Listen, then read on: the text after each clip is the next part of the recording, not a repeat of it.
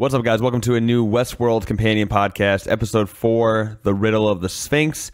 This is going to be a pretty quick one because I'm exhausted, but obviously we'll do more. We'll do a deeper dive later on. I wanted to start with this instant reaction by just talking about the larger sort of concepts that were introduced in this episode, because there were a lot of them. This episode had a lot of answers.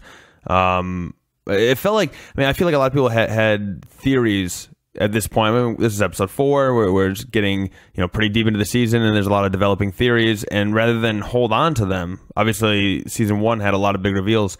In this one, rather than hold on to those theories, they basically just all at once they're like, "Oh yeah, we're gonna explain all of the theories." We basically get answers to every single mystery that's been built up so far. For the most part, there's a couple that we didn't yet, but for the most part, every single question has been answered. So, I don't know. That's going to obviously bode pretty well for people who are looking for new mysteries, because we're still have more than half the season to go, and they have to create new mysteries, you would assume. So there's that.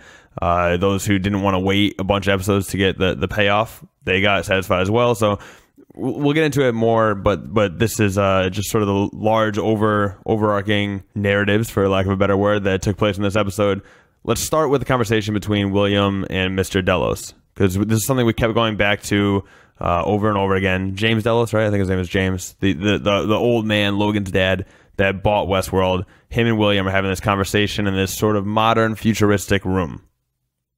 And right away, the conversation's weird, and obviously we get more clarity on that. What it ended up being was sort of a test. He said it was a fidelity test. So what he was doing basically was when Delos was still alive, he was having this conversation with him, recording basically exactly how he'd interact and how he'd respond to certain questions and things like that, to prove later on, as we realize he's turning him into a robot version of him. He wanted to prove that the robot version was basically synced up with who the real human was. So that first scene we saw, by the way, was not the original, because he handed him the piece of paper that had the recorded conversation on there. So that was already some sort of clone, you would assume, because how else would he have the conversation? So we have that. He says he's in California. That's obviously not true. He's in this lab, and it seems like this is the big, unless this is a misdirect, it seems like this is sort of the big mystery of season 2, at least, of Westworld, or what the park is supposed to be. He says in the conversation, William, young William, in a conversation with Dolores a couple episodes ago, he's doing the interrogation thing, and he basically says to her, that there's a question here, or an answer here to a question that no one's even dreamed of asking. And I feel like that question is immortality. Now, a lot of the people with the whole future world theory and all this stuff, a lot of people thought that the sort of process of cloning these robots to pull their little brain chip out and basically make a clone version of a real person, like a cloned President Trump, and all of a sudden you control the president. That was the theory people are running with. This is sort of a pivot on that, where it is that sort of same concept, except it seems like, at least at this point, it's not being used to control world leaders and cultural leaders and things like that. The technology is almost being used to, live forever, which seems more on par with what people are actually talking about these days in 2018 in the real world with AI. It's like, could I technically, like, what am I as a human being? Am I my body? Am I my mind, my soul, whatever? Like, if Nick Risner, the human, dies, my body dies, but then you take my brain and all my memories and all my personality and my whole makeup and put it into a robot version of Nick, am I still Nick, or am I a machine? And that's sort of the question that a lot of people are asking with AI and just technology and things like that in general. So I think the show is sort of paralleling that. We've seen this a lot, where the show will take things that are almost real, skew them a little bit, give them a kind of a futuristic thing, but not too far in the future where it's unrealistic, and it's like, shoot, these are questions we're actually going to have to answer in real life moving forward. It seems like that's what the show's been doing all along. It's a perfect example of this. It actually reminded me a lot of like a Black Mirror episode, with the whole cycle of, I think he says at some point with the conversation with Mr. Delos, he says basically that they've been doing this, I don't remember, like 150 times or something. 149. It was 149 times. This time it lasted 35 days before he started to break down. The first time this happened almost instantly. He comes in and he basically is coughing and shaking and getting hung up on something that they call a cognitive plateau. The second time we saw it, he made it to day 7, and they said that's progress. But for some reason, this thing seems to be failing every single time. They haven't quite mastered the technology, and what that technology essentially is a half human, half robot. Now, this is interesting too. I don't know if this applies or not, but in episode 1, when Arnold or Bernard goes and grabs the door, and he's worried that it's not gonna read him because he's a robot, and he knows this, and they're like, "Oh, it's a DNA reader. They just want to get your DNA," and he's like, "Shit, I don't have any DNA," but that handle works for him. So is Bernard already an example of this? Is Bernard an example of a half robot, half human? Because it seems like he might be, and that sort of lends itself to another theory that, you know, William and his crew has been working on this thing, basically, right? He's been working on this technology to make these, you know, perfect replicas of real people, make them immortal, things like that. But he's been failing. It's very obvious that he's been unsuccessful with his attempts. If Arnold is a half robot, half human, is it possible that that Dr. Ford, at some point in the past, has he already mastered the technology? Because he built him, like maybe on his own, he's mastered this technology of this half robot, half human without anyone else knowing. And if he has that technology, what else has he done? Because we see in this episode as well, Bernard grabs the he created one of those I forget what they're called, control units or whatever. He created another half human, half robot brain, and they don't know whose it is. You know what I mean? So that's interesting too. I feel like I think there's a few options here. Either that's William, that could very easily be William. That could be some sort of clone of Ford. I don't know about that, just from an actor, unless they're going to animate him or do like some sort of computer animated thing. I feel like Anthony Hopkins isn't going to be super involved in the show anymore, so I don't think they're just going to bring back robot Anthony Hopkins, because it'd be hard to sort of maintain, you know, from literally from an actor's perspective. I just don't see them bringing him back and making him a major part of the show, especially because this is planning on going for like 7 more seasons, and I don't know. I'd be surprised by that personally.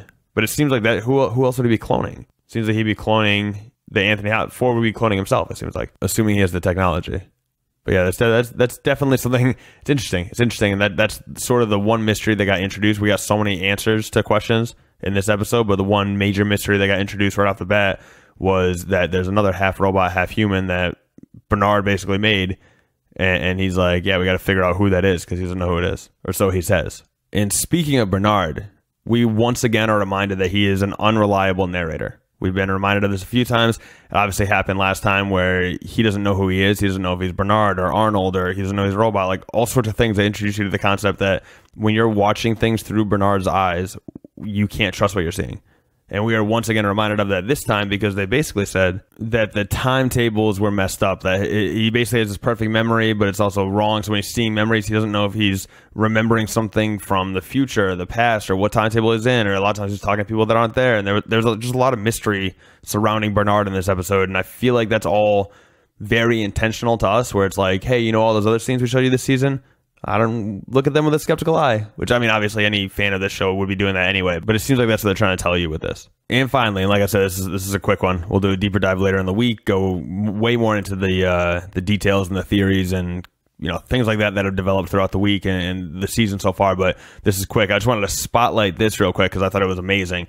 That final scene with Delos, where it's all red and he's cutting his own face up, it was terrifying. Like, it was terrifying. This show doesn't have a lot of horror in it. I know it's like scary psychological concepts of AI coming up and fighting people or whatever, taking over the world, killing us, punishing us for our sins, you know, violent delights have violent ends, whatever. I get that that's all like a scary concept. This was like legit horror. When they had him on a bike, and I was like, oh my God, like it was like the little dude from Saw that was going up on his little tricycle to torture everybody. It was terrifying. And then him like self-mutilating, and then just the dialogue between everything. It was really, really well done, really intimidating. The one quote I wanted to spotlight, because it was an amazing quote about how basically there is no God. There's just the devil playing a trick on you, basically. So I wrote down the exact quote. He said, and this is, of course, this is James Delos, zombie James Delos, basically on the verge of dying, on his deathbed, whatever you want to call it, and basically saying this with like this crazy look in his eye. He said, "They said there were 2 fathers, one above, one below. They lied. There was only ever the devil. And when you look up from the bottom, it was just his reflection laughing back down at you." Terrifying. Terrifying line. Like, for an original line, that's unbelievable. It reminds me of either last episode or the episode before, where Logan has a really cool line about fools fiddling as the world burns and they lit the match. these Delos guys are writing some pretty incredible lines. So I just wanted to spotlight that real quick. But that'll do it for the instant reaction. Overall episode, I liked it.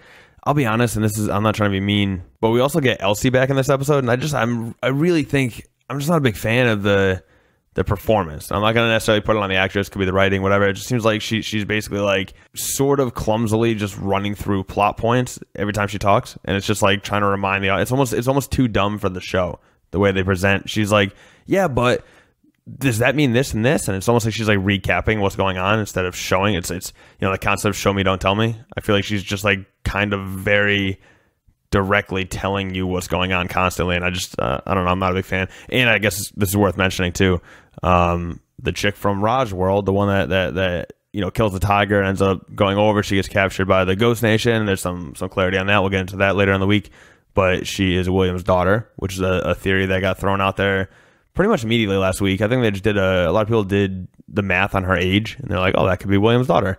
Well, it is his daughter. So that's kind of how the episode ends. Those two meeting. She says, "Hi, Dad." Like whatever. So that's something to keep an eye on as well. Definitely a developing little theory, because we're starting to learn more about William's past.